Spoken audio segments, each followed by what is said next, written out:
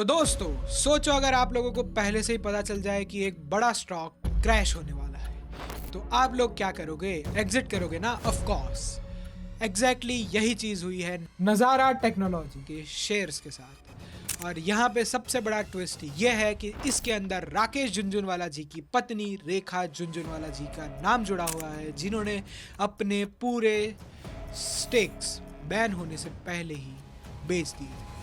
आइए समझते हैं इस मैटर को कि एग्जैक्टली हुआ क्या है। सो हाय गाइस, मेरा नाम है Vaibhav and I am into this industry for more than 3 to 4 years now. And मैं वीडियो शुरू होने से पहले आपको बता दूं कि this video is just for educational purpose only, ना तो ये कोई बाय और सेल टिप्स है। ये वीडियो जस्ट अवेयरनेस फैलाने के लिए बनाया जा रहा है और ना तो मैं एक सेबी रजिस्टर्ड रिसर्च एनालिस्ट हूँ। बाय मार्च 2025 रेखा झुनझुनवाला जी, जो कि राकेश झुनझुनवाला जी की पत्नी है, वो नज़ारा टेक्नोलॉजीज के अंदर 7.06% का स्टेक होल्ड करती है, जो कि लगभग 61.8 लाख शेयर्स होते हैं। लेकिन फिर जून आते आते उन्होंने एक के बाद एक बल्क डील करके अपनी होल्डिंग्स बेचनी शुरू कर दी। जून 2 से लेकर जून 6 के बीच में उन्होंने करीब 17.38 लाख शेयर्स बेच दिए, जो कि उनकी होल्डिंग को गिरा के कर देता है 5% के आसपास। मतलब मान के चलो कि 2.06% के आसपास उन्होंने अपने स्टेक्स बेच दिए इस कंपनी के अंदर। फिर आता है जून 13, जो कि एक के बाद एक बल्क डील के साथ 13 लाख शेयर्स बीएससी के ऊपर और 14.23 लाख शेयर्स एनएससी के ऊपर ऑफलोड कर दिए जाते हैं नज़ारा टेक्नोलॉजीज के। अब गाइस ये एग्जैक्टली नज़ारा टेक्नोलॉजीज है क्या? तो दोस्तों नज़ारा टेक्नोलॉजी एक online real money gaming application, जो कि एक लौती कंपनी है जो कि इंडियन स्टॉक मार्केट पे लिस्ट है। लेकिन गाइस यार नज़ारा टेक्नोलॉजीज का major revenue real money online games से नहीं आता है। लेकिन गाइस एक चीज यहाँ पे नोटिस करने वाली है, नज़ारा टेक्नोलॉजीज होल्ड करती है 47.7% स्टेक मूनशाइन कंपनी के अंदर, जो कि अप्रोक्सीमेटली 832 करोड़ रुपीस का होता है। और यहीं पे आता है गाइस सबसे बड़ा ट्विस्ट। मूनशाइन टेक्नोलॉजी ऑपरेट करती है पोकर बाजी नाम की online real money gaming application. हाँ, वही एप्लीकेशन जो आप लोगों ने सभी जगह मेट्रो स्टेशन यहाँ वहाँ सभी जगह पे उसकी एडवर्टाइजमेंट देख रखी होगी। एडिटर साहब फोटो भी लगा दीजिए ज़रा। वही एप्लीकेशन उसके अंदर होल्ड करती है भाई नज़ारा टेक्नोलॉजीज ऑलमोस्ट 47.7% से ज़्यादा का stake, which is 832 crore rupees to be very precise. और अब ये चीज बड़ी ध्यान से सुनना गाइस कि भाई पोकर बाजी जो है इंडिया के अंदर बैन हो चुका है। क्यों बैन हुआ है वो आगे जाके समझते हैं। पोकर बाजी जो है इंडिया के अंदर बैन हो चुका है एंड भाई इसका मेजर इफेक्ट किसके ऊपर होगा? मूनशाइन टेक्नोलॉजीज के ऊपर। मूनशाइन टेक्नोलॉजीज का 47.7% स्टेक कौन होल्ड करता है? और एक लौती कंपनी है जो किसी online real money gaming applications के अंदर ऑपरेट करती है एंड स्टॉक मार्केट पे लिस्टेड है, नज़ारा टेक्नोलॉजी। सो अब आप तार जोड़ने का समझ रहे हो गाइस एग्जैक्टली हुआ क्या हो सकता है ये चीज़। अब मैं जो बोलने जा रहा हूँ ये भाई मेरे को कुछ भी नहीं पता ये सच है गलत है, मैं बता रहा हूँ कि मुझे ये चीज़ सपने में आई थी। ठीक है गाइस, ये सारे तार तो गाइस हमने जोड़ दिया और मैंने आपको समझा भी दिया कि एग्जैक्टली एग्जिट क्यों लिया गया है।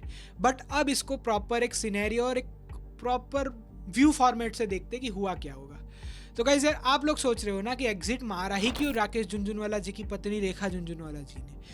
जब इन्होंने जून 13 को एग्जिट कर दिया उसके 2 महीने बाद ही सरकार ने एक ऑनलाइन गेमिंग बिल 2025 पास कर दिया और जिसके अंदर रियल मनी ऑनलाइन गेमिंग को बैन कर दिया गया था।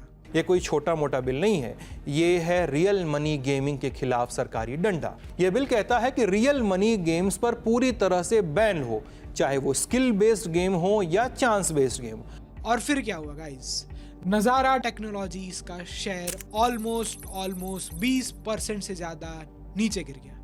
जो हम जैसे रिटेल इन्वेस्टर्स स्टॉक के अंदर बचे रहे होंगे उसका पैसा अटक गया और रेखा जी यहाँ से सेफ निकल गई। अब गाइज आपको ये चीज भी जान के हैरानी होगी कि भाई स्टॉक मार्केट पे लिस्ट होने से पहले ही राकेश झुनझुनवाला जी ने इस कंपनी के अंदर अपना पैसा इन्वेस्ट कर दिया। अब यहाँ पे गाइज यार 2 एंगल निकल के आते हैं। या तो एक मास्टर स्ट्रोक फोरसाइट स्ट्रेटेजी थी और एकदम सही टाइमिंग पे उन लोगों ने एग्जिट मार दिया। और अब मैं जो वापस से बताने जा रहा हूँ वो भी मुझे सपना आया था, मैं नहीं बोल रहा हूँ कि ये सच है। या तो फिर हो सकती है ये एक insider trading.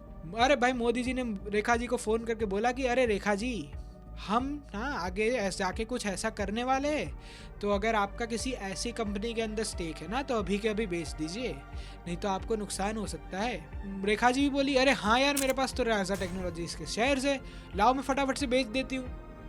You know what exactly happens.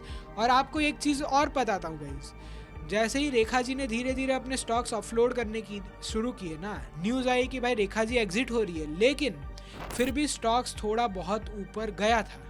But जैसे ही ऑनलाइन गेमिंग बिल पास हुआ वैसे ही गाइस ये स्टॉक गिर गया और हम जैसे रिटेल इन्वेस्टर्स का पैसा यहाँ पे अटक गया या तो फिर लॉस हो गया। इसको एड्रेस करते हुए टीएमसी एमपी महुआ मोत्रा ने भी इसको openly pure and simple insider trading बोला, लेकिन कुछ लोग बोलते हैं ये सिर्फ एक पोर्टफोलियो स्ट्रेटेजी भी हो सकती है।